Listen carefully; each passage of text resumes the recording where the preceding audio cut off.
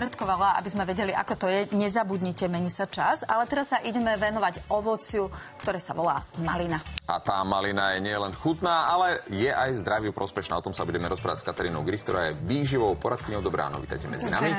A naozaj, ja si pamätám, že už aj také malinové listy sa dajú využiť ako čaj, ale o tom sa porozprávame. Čiže čo všetko v sebe maliny obsahujú? Prečo by sme po nich mohli siahnuť nielen ako po chutnom ovoci, ale aj po niečom, čo má zdraviu prospešné látky? Áno, maliny sú veľmi obľúbené, chutné, ale aj známe ovocie. Dostalo sa k nám z južnej Európy.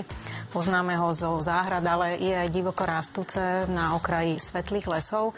Je bohaté na rôzne látky. Sú to minerály ako vápnik, horčík, ale aj dráslík a fosfor a samozrejme aj vitamíny. Či už sú to vitamín C, alebo aj tie hlavné antioxidanty, ale aj skupiny B.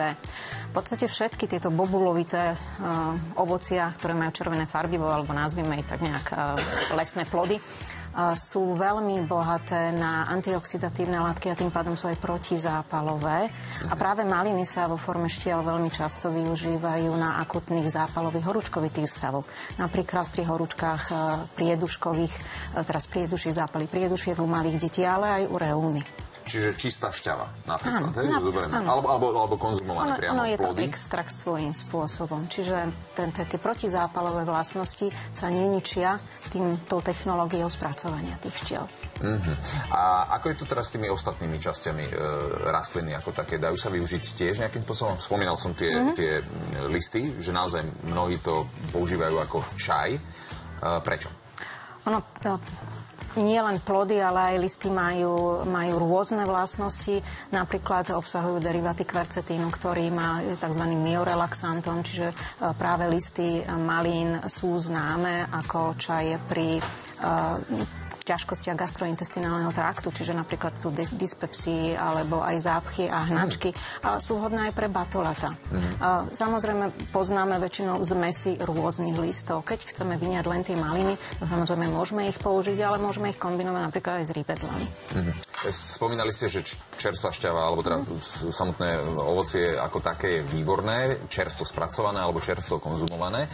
Ale predsa len, keď to chceme nejakým spôsobom skladovať, tak tie maliny, oni relatívne rýchlo sa kazia.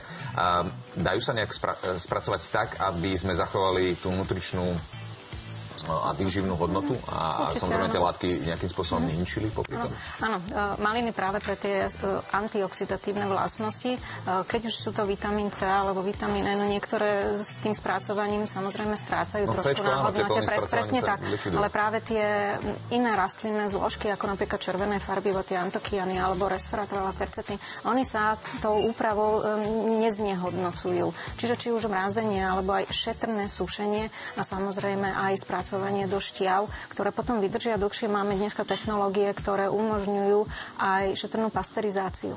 To znamená, že potom ich môžeme použiť aj v zimnom období vo forme, ktorá sa nekazí, lebo maliny, keď necháme v nejakom košiku, vieme, že veľmi rýchlo spracujeme. Áno, veľmi. Tá pleseň ich má rada, čo vám poviem.